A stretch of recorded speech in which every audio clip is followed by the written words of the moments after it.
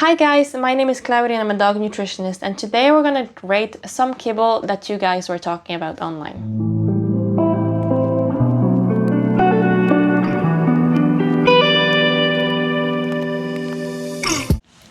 The first kibble we're going to talk about is the AVA veterinary approved kibble for sensitive skin for dogs.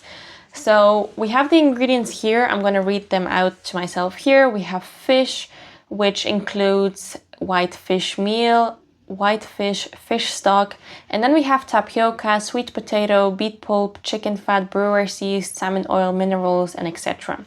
So let's talk about those ingredients. So firstly, we have the fish meal. So obviously it says 42%, and while the actual fish itself is good, when we have fish meal on this ingredient, it's basically a rendered processed product. It's not really fresh fish, it's not, good quality fish. So we know that's not a good ingredient. And then, next one we kind of have, if your dog is very sensitive to meat, then it's great to have them on a fish-based diet if they are good with fish while you're doing an elimination diet. But if your pet is good with other proteins, then I always suggest that if you have a kibble that has fish in it, that it also has other protein sources in it, like chicken, beef, turkey. So you're meeting those nutritional deficiencies that other meat sources would give your pet. And obviously with kibble, we have synthetic vitamins and stuff like that. But we really want to get all those minerals from fresh food if possible. Next one we have is tapioca 20%, which is very high on the list, I would say.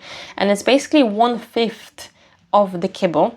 So I definitely prefer tapioca to be a lot lower of a percentage, and maybe even when it comes down to the sweet potato to be higher than tapioca, because it kind of shows that this kibble is very carb heavy instead of meat heavy, which is what we want to see. We want to see this kibble to have a high quality meat in it, high in meat content as well, so there's not that much in it. Next one that we have on the ingredients is beet pulp. And while it's okay in moderation, beet pulp in 6% is a very bad filler, that I would say. And beet pulp itself would act as a sugar in the kibble, so it brings out the flavor, in my opinion, in the kibble. I don't really like seeing beet pulp in kibble. Next one we have here is brewer's yeast, and while brewer's yeast can be great for all the vitamin B's that your dog needs, a lot of dogs are also very sensitive to brewer's yeast. So it might not be a good idea for your pet to be on this kibble if they are sensitive to a lot of ingredients. It can cause a lot of digestive discomforts, and unfortunately I am not too fond of this kibble currently. Then we have some, extras such as, yucca extract, chicory, and cranberry extract, green tea extract, pomegranate, but there's not really a percentage on this here, so we don't really know how much is in these ingredients. So they might not even add anything extra into this food other than visual looks, that it looks great. And obviously we're missing organ meat, we're missing some good muscle meat as well, so it's a big red flag for amino acids in this food. So I myself don't like this kibble. If you're feeding your dog this kibble and you feel like this one is the best for your pet, then that's great. I'm not trying to change your opinion here. All I'm trying to do is educate people about how to choose the correct kibble for your pet. But you can add toppers onto kibble as well. Like with this one, you could add meat sources, you could add egg, you can add some vegetables as well, or even herbs. That would be great for your pet. The positives that we have in this kibble though, that we will also talk about, is we have something like salmon oil, which is a good fat, and they also have some joint supplements such as glucosamine and etc., which is great. And like it says, there's no wheat and stuff like that, so it's good for sensitive dogs. But this kibble is just not the highest quality for sensitive pets, so I'd rather a pet with a sensitivity to have a higher quality kibble. So what I would prefer is I would prefer the meat content to be higher. I would prefer this to have organs in it. I would prefer the tapioca to be replaced with something like zucchini or leafy vegetables. I would prefer if there was organ meat inside it, that there was no legume fillers in it, and that the minerals were chelated, which is like a better version of a mineral. So far, I don't like this kibble, and I would prefer a different type of one. Next one that we have here is Select Gold kibble. You can see the ingredients right beside me here. So when we're looking at the ingredients, the first ingredient is potatoes at 53%, which is not great. We don't want to see potatoes as the first ingredient. It's a really bad filler. What we would want to see is actual meat sources as the first ingredient. Obviously, you know, over 50% of this bag is just starchy carbs. You know, dogs don't need that. Dogs need actual meat. Then we have a salmon meal at 23%. You know, while it's an animal protein, which is positive, it's nothing compared to fresh salmon. We don't want to see salmon meal. We actually want to see fresh salmon on the ingredients. And then it drops off to oils and fats, which are unspecified, so we don't really know the quality. We have potato protein at 5%, which is supposed to boost the protein numbers. And then we have molasses as well at 3%. It's just another filler, I would call it. And then hydrolyzed animal proteins, including poultry. Again, very vague. They don't really tell you what animal they use. They don't really tell you what type of poultry. Is it chicken, turkey, duck? While hydrolyzed proteins can be easy to digest, they're not really as good as an actual meat source.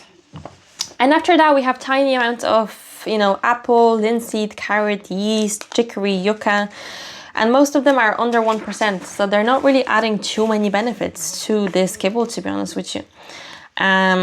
Obviously, we have seaweed, which is great, but it's only in trace amounts.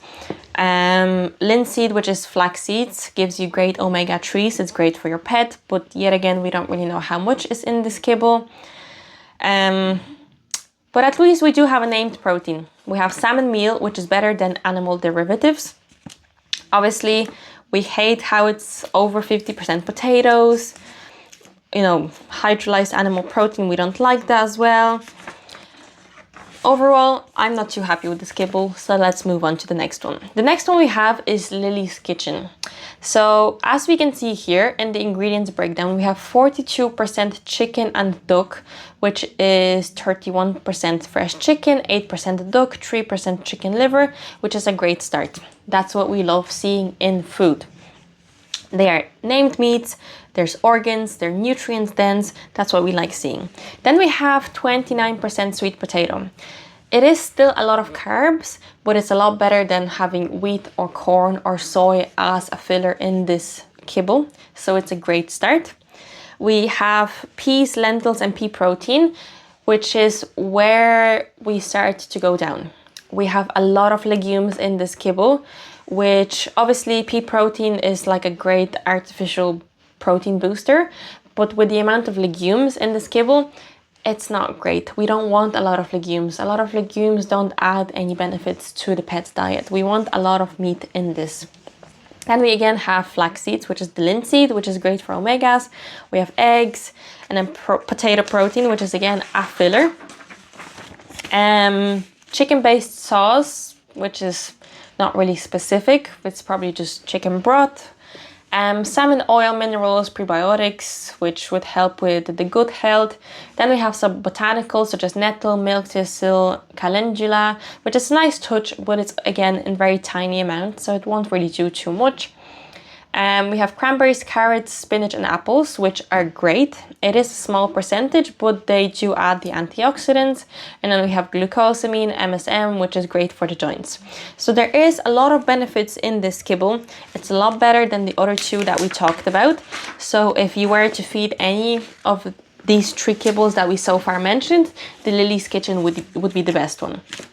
And then the last one that we have here is Royal Canin Medium Adult. A lot of people have asked about this food, and I've always said that I'm not too fond of the ingredients. When you're talking about the ingredient breakdown, we have dried poultry protein, which is rendered, ultra processed, and it's not specified either. They're not telling you exactly what this poultry protein is. Is it chicken? Is it turkey? Is it duck? Then we have a lot of fillers again. We have wheat, maize, wheat flours, and it's like over 50% of the bag that is with those fillers, which is a heavy, grainy diet that needs a lot of synthetic vitamins just to meet the nutritional deficiencies. We have again hydrolyzed animal protein, again vague, no transparency. Animal fat, again not specified. Then we have dried beef and pork proteins. It's also very vague and processed because it just says beef and pork proteins. It doesn't tell you beef tongue, it doesn't tell you beef cheek or actual beef. It just says it's a protein from it. Then again, more fillers: barley, maize gluten, beet pulp, soya oil, which is a cheap fat. It's not great for pets. Then we have fish oil and algae oil, which is a good positive, but it's in tiny amounts. And on top of all the other fillers, it's just not a good kibble. And then we have yeast, which is a tiny amount of prebiotics. The positives that we have here is the fish oil and algae oil that adds the omegas to it. But it's just not great. It's extremely grain heavy when you look at the ingredients. There's no actual named meats in this. There's hydrolyzed animal protein, which is vague. So I wouldn't feed this to my pet myself. I would prefer if dog owners didn't feed this to their pets either. And if you were to choose out of all these kibbles that we have named here, I would go for the Lillys Kitchen one. But that's it for this video. You would see this on my TikTok as well, individually as well. But if you want me to rate any other kibble types on this channel, let me know, and I'll see you on the next one.